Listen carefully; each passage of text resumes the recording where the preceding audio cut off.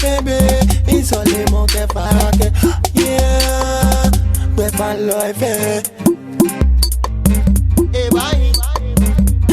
Bébé, isolément que farake. Et bye, ouais, pas l'oeil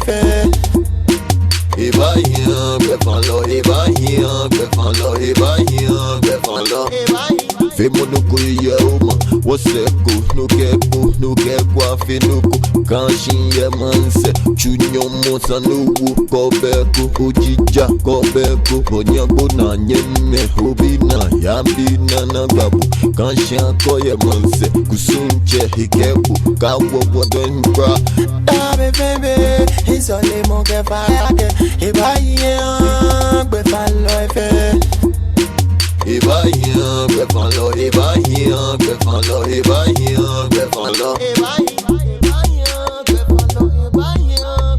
Je moye manse, udenche kakwe, anye menke basana, kanshi encore. Uyano bafe yibo, lumone, uyeno, anye minke chunyomo, sanofe ni owo.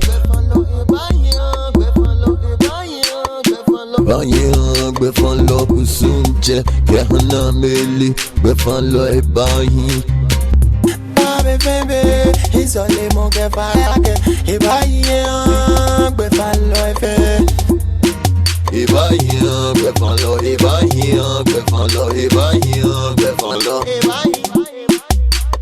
Suje hanale, kanshin ye manse. Komu kumajibu keje manse. Handi hi hambu, kefino kuni hi hambu. Suje inje bayi, kanshin ye manse. Komu kumajibu keje manse. Handi kanshin hambu, kefino kuni hambu. Kanshin ye manse. Komu kumajibu keje manse. Handi kanshin hambu, kefino kuni hambu.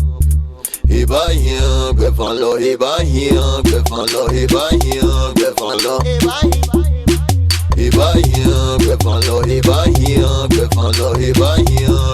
lo.